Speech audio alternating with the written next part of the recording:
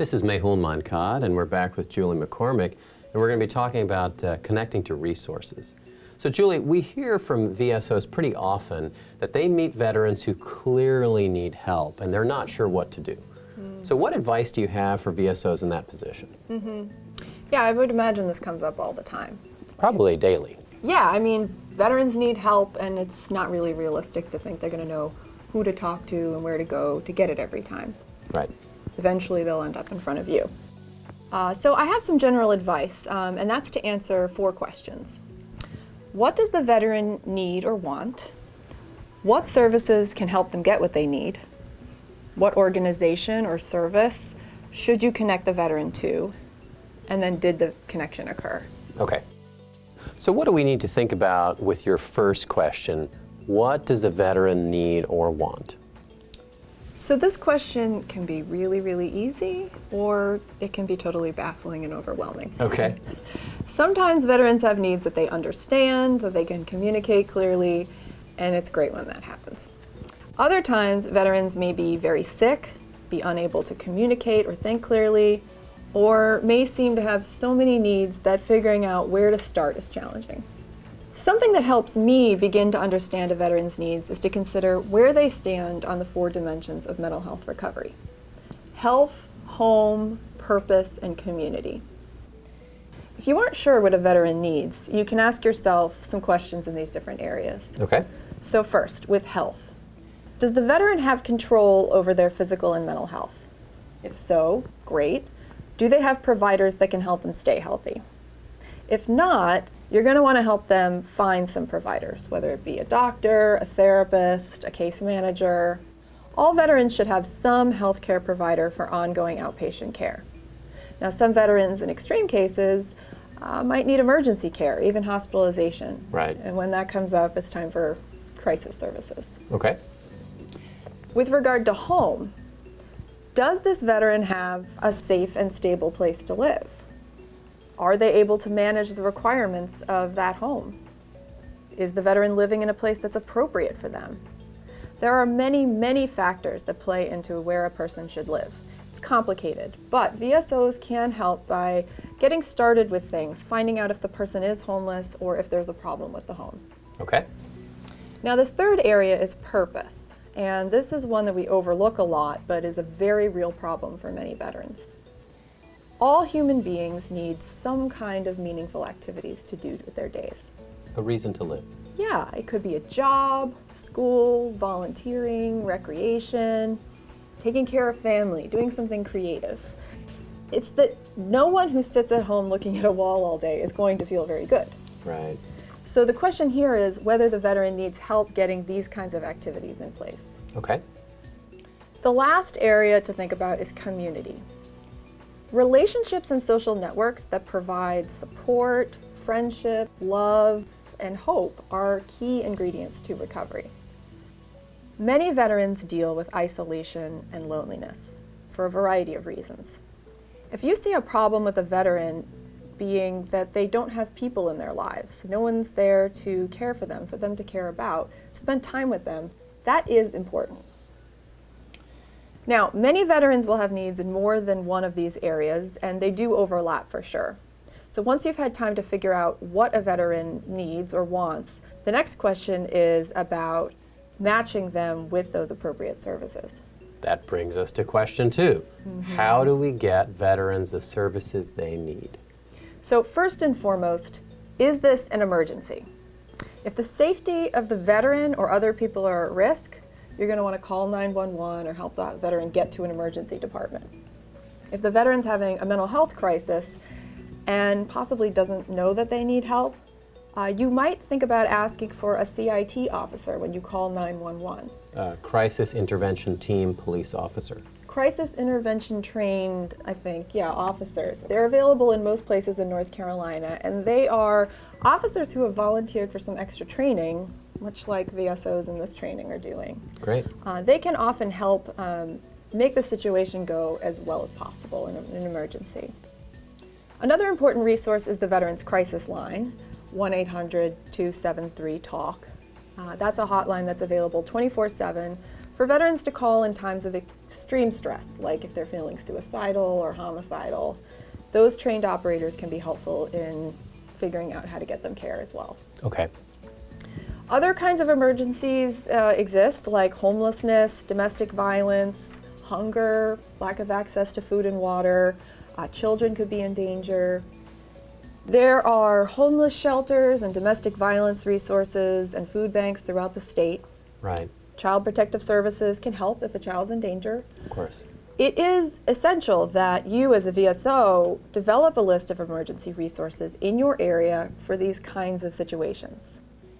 Now, if you get stuck and you're totally lost about where to direct people, a great general resource is the NAMI North Carolina Helpline, And what does NAMI stand for? the National Alliance on Mental Illness. Okay. So the state office has a phone number, 1-800-451-9682, and they are helpful because they can often point people in the right direction. They know a lot about social services in the area. All right, so if you're not dealing with an emergency, then you have a little bit more time to think about what services might help the veteran. Let's first talk about health issues. If a veteran has a physical health need, they will need to be referred to a primary care doctor. If veterans are registered at the VA, they can call and request an appointment with a PCP or speak with a current provider. If the veteran is not registered at the VA, they can always walk into the hospital during business hours and find out if they're eligible. If the veteran is not eligible for the VA, which happens, a referral to a community clinic or social services can help them figure out where to get some care. And veterans can choose to get care in the community even if they are eligible. Absolutely. The number of programs for community care is growing all the time. If a veteran needs mental health care and they're registered with the VA, it's not necessarily the case, but it's most common that veterans would start to begin their care by seeing a psychiatrist. Somebody like me. Yeah, exactly.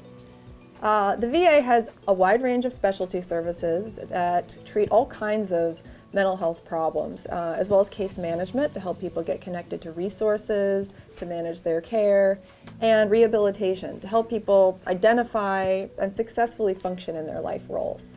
That sounds great. Yeah, there really is a lot. Now, outside of the VA, mental health care can be accessed by calling the managed care organization for your area. There are a number of MCOs in North Carolina, and all of them have a general intake phone number that can get you started. A common situation that might also come up is a veteran having primary care providers or mental health providers, but not attending appointments. Okay. So in this case, helping veterans to schedule next appointments, asking to involve family members in scheduling or maybe even attending those appointments to make sure it happens, helping veterans to problem solve barriers, those are all helpful. That sounds good, and that sounds better than calling the veteran non-compliant. I like it. Thanks. Yes. So now what if the veteran is homeless and needs help with something like that? Yeah, so having the names of some homeless shelters in your area is really important. I recommend that every VSO find out about shelters before they need this information. Better yet, go and visit, make a personal contact at the shelter. This can make a huge difference when you're explaining to someone in need what it's like, what's available to them. That sounds like a great idea. Yeah. Now, aside from shelters, there are a wide range of other housing options depending on a veteran's financial situation or level of independence. In the VA, homeless programs are very well qualified to point veterans in the right direction, and there are a number of housing programs that can help people work towards getting a home of their own. Mental health care providers also frequently assess veterans' needs around housing.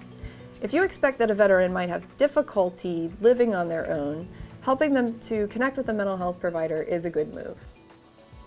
There are really just so many kinds of housing services out there, from subsidized apartments to group homes with on-site staff to nursing homes with around-the-clock medical care. That all sounds great. Now moving on, let's talk about purpose. If a veteran wants to work and they have some kind of disability, they might be able to get some help through the VA or state vocational rehabilitation.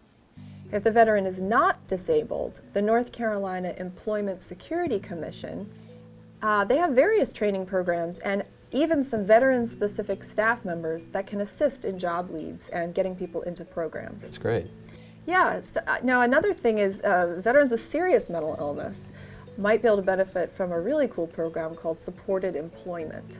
In that program, veterans can be linked up with a job coach to help them get the job and then keep the job. It's that extra support making all the difference. Of course, not everyone wants to work. Or isn't able to work. Exactly. If a veteran is interested in school, most higher education institutions have veteran service representatives that can assist with exploring possibilities. That sounds great. Yeah. Now, directing veterans who need meaningful activities in their lives can be tough if they don't know what they want. Okay. If a veteran is unable to communicate what they need or want, a mental health provider can be a good resource. They're going to be able to assess the veteran's interests and barriers, and rehabilitation services might be helpful. Okay. Now that last area of recovery you mentioned was community. Can you tell us more about how that's important? Yeah, I mean, community, it's essential for all of us. Whether it comes from family, friends, neighbors, work, it's closely tied too to this idea of meaningful activities. I mean, as an adult, the exception of family and neighbors, our community comes from places that we go to repeatedly, time after time after time. You mean connecting to real people, not just an online community. Oh yeah, face to face. Right. So my biggest suggestion for this is veterans who are lacking community need to be linked with some kind of organization or group of people with shared values, shared interests. Veteran service organizations can be good places, but there's so many other resources out there too. There's meetup groups, exercise classes, any kind of special interest meeting. If a veteran is struggling to connect with other people, of course, mental health providers might also be able to help. There's a lot of reasons why people can be isolated. Peer support specialists are also particularly well positioned to help veterans with mental illness to feel connected with someone else who has something in common with them. Peer support specialists can then help the veterans with finding other people in their communities. Now what about this third question? What about organizations that the person should be connected to? So the answer to this question can vary widely depending on where you work and where the veteran is. Okay. My best suggestion, make Google your best friend. Okay. That's what all the social workers do. Other than that, develop some kind of system for keeping track of resources as you learn about them. Ask for resources, lists, books that case managers and social workers in your area might keep. People are collecting this information. And make friends, network. Find people at the local VA, at the vet centers. Visit social services buildings in your area and introduce yourself. Go visit the shelters, the food banks. Tell people that you're looking for connections so that when veterans come to you, you can help them get what they need. The secret about this is that veteran service officers have this superpower.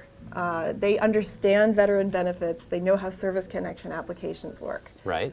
People in community services want to know who you are, who veteran service officers are, because they want to be able to call them when they have questions. So it goes both ways. Exactly. So you can have this opportunity, you can make some mutually beneficial relationships. With the way social services are just changing constantly, like programs come in and out, eligibility's changing, it's a moving target. If you overly focus on, all of the details of what's out there, you're gonna never really get there. Instead, develop these mutually beneficial kind of a network or community, and you'll never have to know it all. That sounds great. I thought another place where one could get information about community resources was from veterans in their community who have been former clients. So to kind of keep in touch and learn and let that information exchange go back and forth, it's possible that it would empower that veteran to know that they're helping other veterans. Networking just always works. That sounds great. Now there was one last question that you had. Yeah, okay, so the first one was, what does the veteran need or want? Okay. Then, what services can help them get what they need? Right. Then, what organization or person should you connect them to? Got it. This fourth one is really crucial. Did the connection occur? Okay. This one is about follow-up, closing the loop, making sure that something actually happened. If you really want to help veterans, you can't just give them a name. You can't just give them a flyer and leave it at that. You need to follow up with the veteran, an involved person, or a referring agency. In advance, go ahead and expect that you're going to need to give information to veterans more than once. You might find that they run into dead ends. There'll be some resources that don't exist anymore. You make plans with the veteran, they don't follow through. My advice is just do what you can. Okay.